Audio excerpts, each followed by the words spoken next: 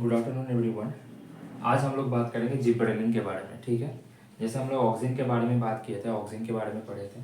Auxin एक plant hormone होता है, वैसे भी जिबरेलिन भी एक प्लांट हार्मोन होता है। ठीक है, तो उसके बारे में पहले जिबरेलिन का जो मेजर फंक्शन है उसमें जाने से पहले कुछ बेसिक फैक्ट्स के बारे में जान लेते हैं कि जिबरेलिन क्या होता है, उसके बारे में क्या इन्फॉर्मेशन है। ठीक है, अगर हम बात करें आइसोलेशन की, सबसे पहले जिबरेलिन आइसोलेशन हुआ था राइस प्लांट से।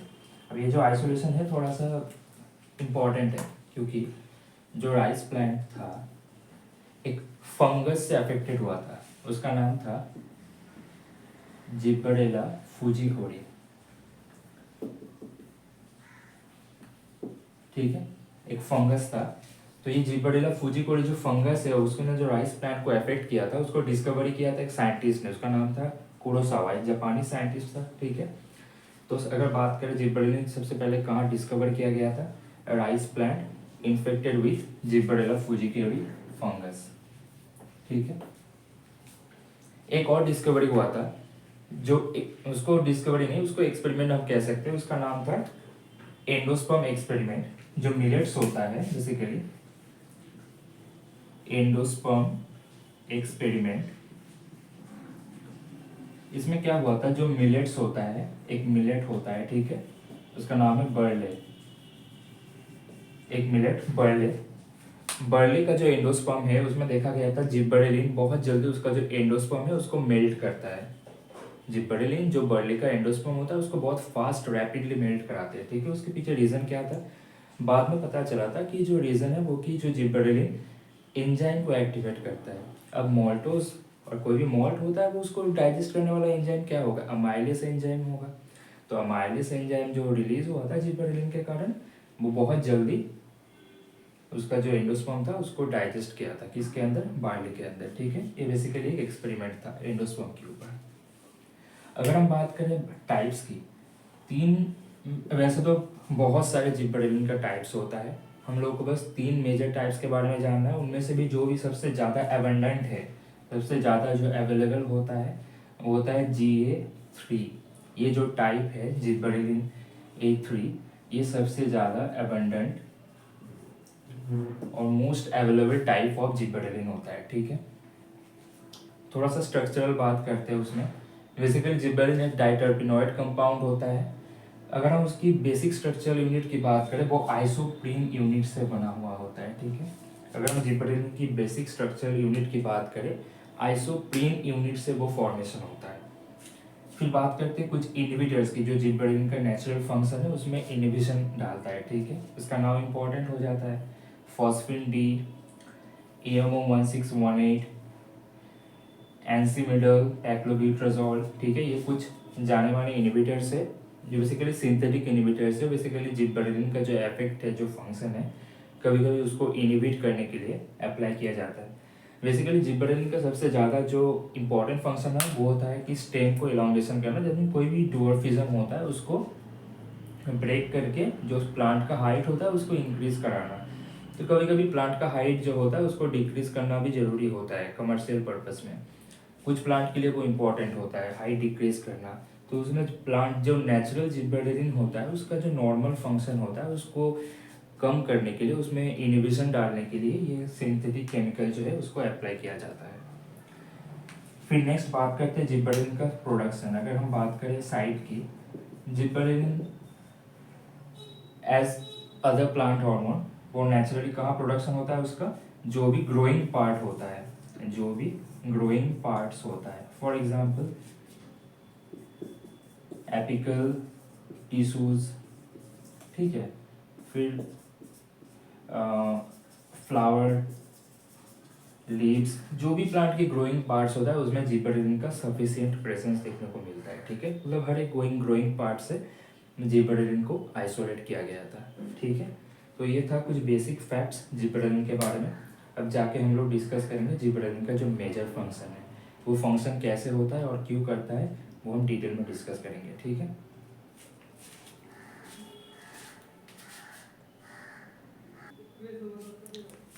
ये सारे इंपॉर्टेंट फंक्शन है जिबरेलिन की। ठीक है, हम एक एक करके इसको डिस्कस करेंगे। ठीक है, जैसे कि अगर बात करते हैं स्टेम इलॉन्गेशन की, स्टेम इलोंगेशन में क्या होता है, जिबरेलिन जो होता है, एक एक करके सारा फंक्शन हम लोग डिस्कस करेंगे यहाँ पर, ठीक है। अगर हम बात करें स्टेम इलोंगेशन की, यहाँ पर हम लोग डिस्कस करेंगे फंक्शन की। जिबरेलिन जो होता है स्टेम इलोंगेशन को प्रमोट करता है, ठीक है। बेसिकली जिबरेलिन क्या करता है, जो इंटरनोड का ग्रोथ होता है उसको प्रमोट करता है, promote internode growth, internode growth, ठीक है। इंटरनोड की जो ग्रोथ होता है उसको प्रमोट करता है। बेसिकली इंटरनोड की ग्रोथ के लिए कौन सी टिश्यू रिस्पॉन्सिबल होता है, रिस्पॉन्सिबल होता है intercalary meristem tissue, intercalary meristem tissue इसमें हेल्पफुल होता है, ठीक है। तो बेसिकली जिबरेलिन इंटरनोड का ग्रोथ प्रमोट करता है। इंटरनोड का ग्रोथ किसके थ्रू प्रमोट होता है, इंटरकैलरी मेरिस्टेम टिश्यू के थ्रू, क्लियर। नेक्स्ट, जो फ्लावरिंग होता है और बॉल्टिंग होता है उसमें जिबरेलिन हेल्प करता है। ये बॉल्टिंग क्या होता है, बेसिकली जो भी रोसेट टाइप का प्लांट होता है, ठीक है, जैसे कि कैबेज, कॉलीफ्लावर, इसके अंदर क्या होता है, इसका जो स्टेम का लेंथ होता है, ठीक है, जैसे मान लीजिए ये स्टेम का लेंथ है, जिबरेलिन की एप्लीकेशन से ये इंक्रीज होता है, ठीक है। बेसिकली इंटरनोड जो होता है, इंटरनोड का लेंथ इंक्रीज होता है, नॉट एग्जैक्टली स्टेम का लेंथ, जो इंटरनोड का लेंथ होता है वो इंक्रीज होता है। जैसे मान लो पहले इंटरनोड का लेंथ इतना था, जिबरेलिन की वजह से ये लेंथ इतना बढ़ चुका है, ठीक है। तो इस टाइप की जो प्लांट होता है, बेसिकली जो कैबेज कॉलीफ्लावर का जैसा प्लांट होता है, इसमें क्या होता है, जिबरेलिन एप्लीकेशन करने से उसका जो इंटरनोड का लेंथ होता है वो इंक्रीज होता है, ठीक है। और इसका फायदा क्या है, इंटरनोड का लेंथ जैसे इंक्रीज होता है तो जैसे ही फ्लोरल आता है, फ्लोरल टाइम आता है इसमें, जैसे कि फ्लावरिंग होता है कैबेज कॉलीफ्लावर में। अब कैबेज और कॉलीफ्लावर में होता क्या है, जो फ्लावरिंग होता है वही एक्चुअली उसका फ्रूट जैसा होता है, ऐसे ही कॉलीफ्लावर उसका जो फ्लावर है वही हम उसको एज ए फ्रूट की तरह कंज्यूम करते हैं, ठीक है। कैबेज में भी आप देखोगे उसका जो लीफ है, लीफ वो फ्रूट की तरह उसको हम एज ए वेजिटेबल्स की तरह उसको कंज्यूम करते हैं, ठीक है। तो उसमें क्या होता है, जैसे कि इंटरनोड का लेंथ इंक्रीज होता है, उसके अंदर जो उसका जो एक्चुअल प्रोडक्ट होता है, फाइनल प्रोडक्ट होता है, उसका क्वालिटी में इंप्रूवमेंट देखने को मिलता है, वो बहुत अच्छा प्रोडक्ट बनता है, ठीक है।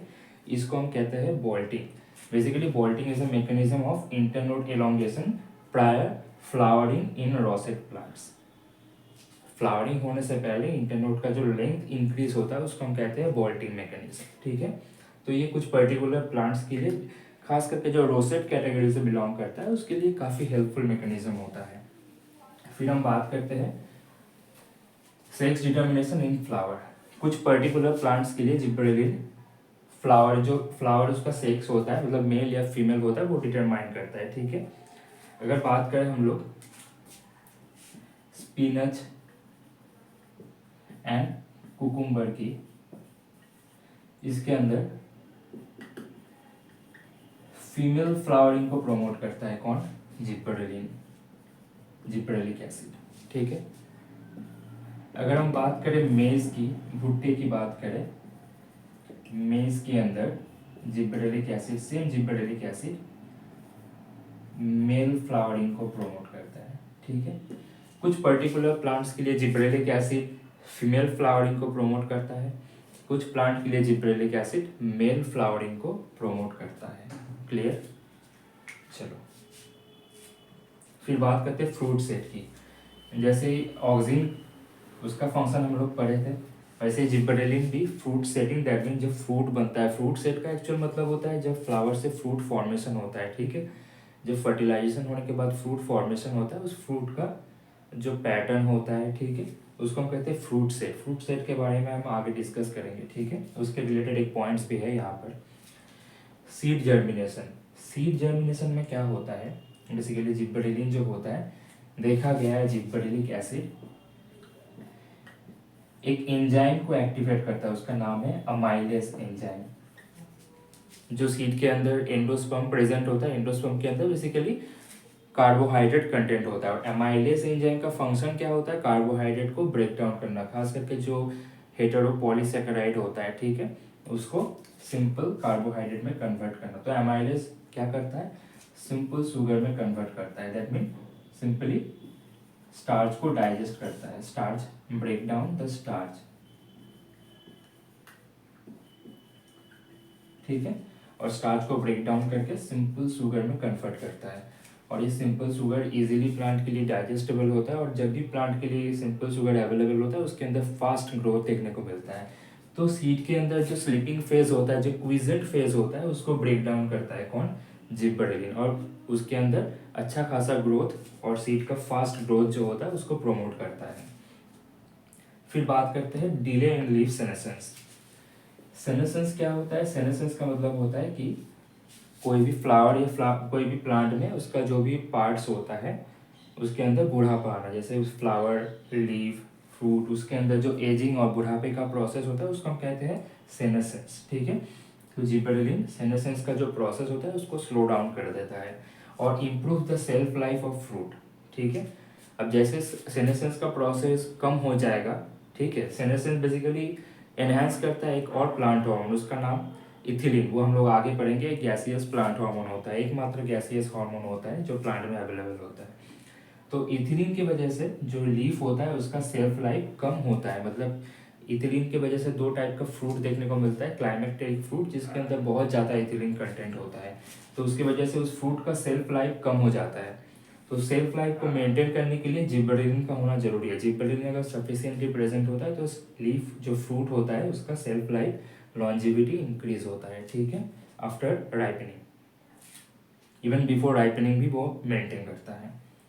नेक्स्ट पार्थेनोकार्पी, इसके बारे में हम लोग ऑलरेडी पढ़ चुके हैं। पार्थेनोकार्पी में क्या होता है? सीडलेस फ्रूट का प्रोडक्शन होता है, ठीक है, जो कमर्शियली काफ़ी इंपॉर्टेंट होता है। बेसिकली जो होता है जिबरेलिन का जो होता है इंपॉर्टेंट एप्लीकेशन स्टेम एलोंगेशन में, और इंटरनोड का जो एलोंगेशन है बेसिकली उसका देखा गया है ग्रेप्स के अंदर। देखा गया है ग्रेप्स के अंदर, ग्रेप्स के अंदर क्या होता है? गुच्छे में होता है ग्रेप्स, ठीक है, गुच्छा होता है उसका। जैसे ग्रेप्स का जितना उसका जो स्टेम है, ठीक है, वो जितना लंबा होगा एक स्टेम में उतना ज़्यादा ग्रेप्स देखने को मिलेगा। तो ग्रेप्स के लिए स्टेम एलोंगेशन, और इसको हम कहते हैं इंटरनोड एलोंगेशन, जो है काफ़ी बेनिफिशियल देखा गया है। ठीक है, एक और बात करते हैं शुगर केन की। शुगर केन सबको पता है। शुगर केन में क्या होता है? जो शुगर केन है उसमें अगर प्रॉपरली जिबरेलिन का एप्लीकेशन होता है तो शुगर केन का क्या होता है? उसका जो इंटरनोड है, शुगर केन देखने में ऐसा होता है ना, लंबा होता है शुगर केन का, और देखोगे शुगर केन में हर एक जगह पर पैटर्न पे आपको इंटरनोड देखने को मिलेगा। शुगर केन का जो एडिबल पार्ट है क्या है? शुगर केन का स्टेम उसका एडिबल पार्ट होता है, और उसकी स्टेम में जो ये पैटर्न प्रेजेंट होता है, ये दाग प्रेजेंट होता है, उसको हम कहते हैं इंटरनोड। तो जिबरेलिन की एप्लीकेशन से क्या होता है? ये इंटरनोड का लेंथ इंक्रीज होता है। अब सोचो जो स्टेम पहले इतना लंबा था, जिबरेलिन की एप्लीकेशन से उसका इंटरनोड की डिस्टेंस बढ़ गया और वो स्टेम इतना लंबा हो गया। अब स्टेम का हाइट इंक्रीज होने का मतलब जो ईच स्टेम और ईच शुगर केन के अंदर कार्बोहाइड्रेट और शुगर कंटेंट, दैट मीन उसका ग्रॉस वॉल्यूम और ग्रॉस वेट इंक्रीज होना। ठीक है, और जैसे ही उसका वॉल्यूम और वेट इंक्रीज होता है वो शुगर केन कमर्शियली बेनिफिशियल हो जाता है। फिर बात करते हैं सेल डिवीजन, जो कैम्बियम टिश्यू होता है। ठीक है, जो कैम्बियम टिश्यू होता है, खास करके जो वस्कुलर कैम्बियम टिश्यू होता है, दैट मीन वस्कुलर टिश्यू जो होता है जाइलम एंड फ्लोएम, उसको कवर करके जो कैम्बियम टिश्यू का लेयर होता है, ठीक है, उसका सेल डिवीजन में जिबरेलिन काफ़ी इंपॉर्टेंट रोल प्ले करता है। Enhance shape and size of the fruit, जो फ्रूट का शेप एंड साइज होता है उसको भी जिबरेलिन अच्छा खासा इंप्रूव करता है। ठीक है, कि वो फ्रूट प्रॉपरली एक शेप में हो, उसके अंदर प्रॉपरली न्यूट्रिशन जो भी उसका कंपोनेंट होता है प्रॉपरली स्टोर हो, उसमें जिबरेलिन हेल्प करता है। और जिबरेलिन का जो बायोसिंथेसिस होता है उसमें एक जीन देखा गया था जिसका नाम नहीं पता एग्जैक्टली, पर देखा गया है वो जीन बेसिकली कोल्ड जो होता है, कोल्ड इन्वायरमेंट में, टिपिकल कोल्ड इन्वायरमेंट जैसे कि नियरली 0 डिग्री और सब 0 डिग्री सेल्सियस के आसपास जो टेम्परेचर होता है उसमें प्लांट को एक्सट्रीम कंडीशन में काफ़ी हेल्प करता है, उसको प्रोटेक्ट करता है। ठीक है, तो ये था जिबरेलिन के बारे में कुछ बेसिक इंफॉर्मेशन। एक बात है, इंडिया में जिबरेलिन को इनोवेट किया गया था, एक इम्पॉर्टेंट सिचुएशन था, वो था during third 5 year plan around the year 1961-66। इस टाइम पीरियड पे जिबरेलिन को इनोवेट किया गया था। क्यों? क्योंकि थर्ड 5 ईयर प्लान के दौरान इंडिया पे ग्रीन रेवोल्यूशन हुआ था। MS स्वामीनाथन के चलते इंडिया में ग्रीन रेवोल्यूशन हुआ था। जो व्हीट, जो गेहूं की खेती है, उसमें काफ़ी तरक्की हुई थी और इंडिया की जो फूड रिलेटेड जो प्रॉब्लम था वो सॉल्व हुआ था। तो जिबरेलिन का काम है इंटरनोड स्टेम का हाइट इंक्रीज करना। तुम सोचो कि अगर जिबरेलिन ने स्टेम का हाइट इंक्रीज कर दिया तो स्टेम को कर्नल, तभी जो फूड ग्रेन होता है उसकी जो टिप होता है ना, अगर मान लो जो फूड ग्रेन होती है, जो स्टेम होती है उसके ऊपर जो ग्रेन यहाँ पर होती है, ठीक है, इसको हम कहते हैं कर्नल, ठीक है। तो यहाँ पर अगर मान लो स्टेम का हाइट ज़्यादा है तो कर्नल तक उसको जाइलम के थ्रू न्यूट्रिएंट सप्लाई होने में टाइम लगेगा, पानी और मिनरल सप्लाई होने में। फिर प्लांट के अंदर फोटोसिंथेटिक जो प्रोडक्ट होगा वो भी ट्रांसफ़र होने में, वो भी ट्रांसपोर्ट इधर उधर ट्रांसपोर्ट होने में टाइम लगेगा। तो एनर्जी का जो रिक्वायरमेंट था उसको रिड्यूस करने के लिए और प्रोडक्शन बढ़ाने के लिए जिबरेलिन को इनिवेट किया गया था, ठीक है।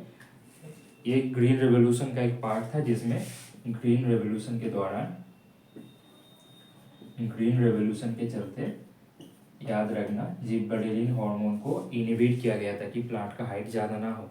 प्लांट का हाइट ज़्यादा होगा तो क्या होगा, ये ऊपर जितना ज़्यादा ग्रेन्स होगा, हाइट ज़्यादा होगा तो उसका centre of gravity, centre of mass नीचे आ जाएगा, ठीक है। उसकी वजह से बैलेंस नहीं हो पाएगा, ऊपर लोडिंग हो जाएगा। इसको कहते हैं एग्रीकल्चर की भाषा में, इसको कहते हैं लॉजिंग। ज़्यादा लॉजिंग हो जाएगा तो फ्रूट्स गिर जाता है, प्रीमैच्योर राइपनिंग होता है और जो ग्रेन फूड जो भी होता है वो गिर जाता है। तो उसको प्रिवेंट करने के लिए प्लांट का हाइट छोटा रखा गया है ताकि वो कमर्शियली भी वैल्यूएबल रहे और प्लांट के लिए भी हेल्दी मैटर हो जाए, ठीक है। तो ये था जिबरेलिन के बारे में कुछ इन्फॉर्मेशन।